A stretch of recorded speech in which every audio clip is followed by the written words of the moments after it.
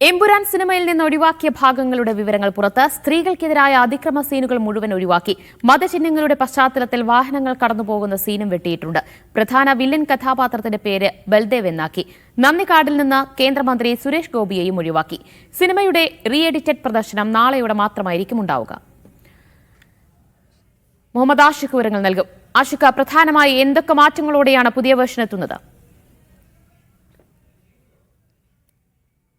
ആദ്യം പുറത്തിറങ്ങിയ ഫസ്റ്റ് പതിപ്പിൽ നിന്ന് വലിയ മാറ്റങ്ങളോട് കൂടിയാണ് പുതുതായി ഇപ്പോൾ രണ്ടാമത് റീ എഡിറ്റ് ചെയ്ത പതിപ്പ് പുറത്തിറങ്ങുന്നത് എന്നുള്ള വിവരങ്ങളാണ് ഇപ്പോൾ പുറത്തു വരുന്നത്. ഏതാണ്ട് 24ഓളം തിരുത്തലുകൾ പുതിയ പതിപ്പിലുണ്ട് എന്ന് പറയുന്നു. ആദ്യഘട്ടത്തിൽ 17 കട്ടുകളായിരുന്നു പുതുതായി പുറത്തിറക്കുന്ന പതിപ്പിലുള്ളത് എന്ന് അണിയറ പ്രവർത്തകർ വിശദീകരിച്ചിരുന്നെങ്കിലും ഇപ്പോൾ സെൻസർ ബോർഡിന്റെ ഭാഗത്തു നിന്ന് വരുന്ന രേഖകൾ പരിശോധിക്കുമ്പോൾ വിവിധ ഇടങ്ങളിലായി 24 തിരുത്തലുകൾ സിനിമയിൽ വരുത്തിയിട്ടുണ്ട് എന്ന് വ്യക്തമാണ്. അത് പ്രധാനമായും സിനിമ സംസാരിക്കുന്ന സംഘപരിവാർ രാഷ്ട്രീയത്തെ അലോസരപ്പെടുത്താത്ത തരത്തിലാണ് പുതിയ പതിപ്പ് തയ്യാറാക്കിയിട്ടുള്ളത് എന്ന് ഈ തിരുത്തലുകൾ ഏതൊക്കെയെന്ന് പരിശോധിക്കുമ്പോൾ വ്യക്തമാണ്. അതിൽ ഏറ്റവും പ്രധാനമായി എടുത്തു പറയേണ്ടത് ഗുജറാത്ത് കലാപത്തിൽ സ്ത്രീകൾക്കെതിരെ നടന്ന അതിക്രമങ്ങൾ ചിത്രീകരിക്കുന്ന ഭാഗങ്ങൾ പൂർണ്ണമായും ഒഴിവാക്കിക്കൊണ്ടാണ് ഇപ്പോൾ റീ എഡിറ്റ് ചെയ്ത പതിപ്പ് വരുന്നത് എന്നുള്ളതാണ്. മതചിഹ്നങ്ങളുടെ പശ്ചാത്തലത്തിൽ വാഹനങ്ങൾ കടന്നുപോകുന്ന ചില രംഗങ്ങൾ മാറ്റിയിട്ടുണ്ട്. കൂടാതെ പ്രധാന വില്ലന്റെ പേര് ബജ്റംഗി എന്ന പേരിൽ ഉണ്ടായിരുന്ന പ്രധാനപ്പെട്ട വില്ലന്റെ പേര് ബൽദേവ് എന്നാക്കി മാറ്റിയിരിക്കുന്നു എന്നുള്ളതാണ്. ഏതാണ്ട് സിനിമയുടെ ആദ്യഘട്ടത്തിൽ ഗുജറാത്ത് കലാപവും അനുബന്ധ സംഭവങ്ങളുമായി ബന്ധപ്പെട്ട് പരാമർശിക്കുന്ന ഭാഗങ്ങളിലാണ്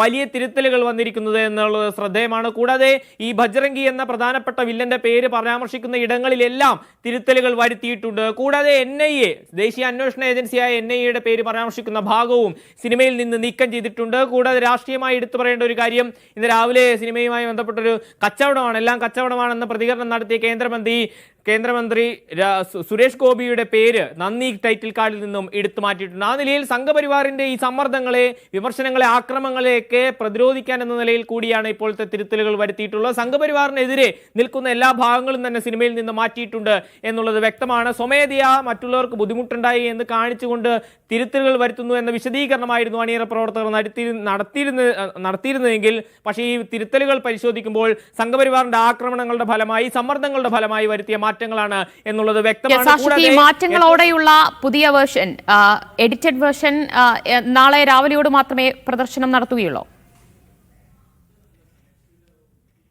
തീർച്ചയായും റീ എഡിറ്റിംഗിന്റെ ഏതാണ്ട് നടപടിക്രമങ്ങൾ, പ്രോസസ്സ് പൂർത്തിയാക്കിയിട്ടുണ്ട്. 2 ഘട്ട, ആദ്യ ഭാഗവും 2ാം ഭാഗവും എഡിറ്റിംഗ് പൂർത്തിയാക്കിയിട്ടുണ്ട്. പക്ഷേ ഇത് അപ്ലോഡ് ചെയ്യുന്നതിൻ്റെ ഒരു താമസമുണ്ട്. 2 ഘട്ടമായിട്ടാണ് ഇത് അപ്ലോഡ് ചെയ്യാൻ കഴിയുകയുള്ളൂ. ഇന്ത്യയിലെ വിവിധ തിയേറ്ററുകളിൽ ഇത് പ്രദർശിപ്പിക്കുന്നതിൻ്റെ സാങ്കേതികമായ ചില വശങ്ങളുണ്ട്. അത് അപ്ലോഡിംഗ് പ്രോസസ്സ് നടന്നുകൊണ്ടിരിക്കുകയാണ്. ഇന്ന് വൈകുന്നേരത്തോടു കൂടിയേ അത് പൂർത്തിയാക്കാൻ കഴിയുകയുള്ളൂ എന്നാണ് അണിയറ പ്രവർത്തകർ വിശദീകരിക്കുന്നത്. അതുകൊണ്ട് തന്നെ നാളെ രാവിലെ മുതലായിരിക്കും പുതിയ പതിപ്പിന്റെ പ്രദർശനം നടക്കുക. എന്നാൽ ഈ പുതിയ പതിപ്പ് പ്രദർശിപ്പിക്കുക ഇന്ത്യയിൽ മാത്രമാണ് എന്നുള്ളതാണ് ഏറ്റവും പ്രധാനപ്പെട്ട കാര്യം. ഇന്ത്യക്ക് പുറത്ത് പ്രദർശിപ്പിക്കുക ആദ്യഘട്ടത്തിൽ പുറത്തിറങ്ങിയ അതേ സിനിമ തന്നെയായിരിക്കും. മറ്റു തിരുത്തലുകൾ ഒന്നും കൂടാതെ ആയിരിക്കും രാജ്യത്തിന്റെ പുറത്ത് സിനിമ പ്രദർശിപ്പിക്കുക. അവിടെ ഇത്തരം തിരുത്തലുകൾ വരുത്തണമെങ്കിൽ അതത് രാജ്യങ്ങളിലെ സെൻസറിംഗ് നടപടികളിലൂടെ കടന്നു പോകേണ്ടതുണ്ട്. അതുകൊണ്ട് അതിന് കാലതാമസം ഉണ്ടായേക്കാം. ഒരുപക്ഷെ അണിയറ പ്രവർത്തകർ അക്കാര്യങ്ങൾ ഇതേവരെ പരിഗണിച്ചിട്ട് കൂടിയില്ല. പക്ഷേ ഇന്ത്യയിൽ നാളെ മുതൽ പുറത്തിറങ്ങുക പുതിയ എമ്പുരാൻ സിനിമയായിരിക്കും. ദിവ്യ, യെസ്, റീ എഡിറ്റഡ് എമ്പുരാൻ നാളെ മുതലായിരിക്കും പ്രദർശനം ഉണ്ടാവുക. ഏറെക്കുറെ എഡിറ്റിംഗ് പൂർത്തിയായി കഴിഞ്ഞിട്ടുണ്ട്. മറ്റ് അപ്ലോഡിംഗ് നടപടികളൊക്കെയാണ് ഇപ്പോൾ പൂർത്തിയായിക്കൊണ്ടിരിക്കുന്നത്. 24 വെട്ടുമായിട്ടാണ് പുതിയ എമ്പുരാൻ എത്തുന്നത്. മുഹമ്മദ് ആഷിഖാണ് വിവരങ്ങൾ നൽകിയത്.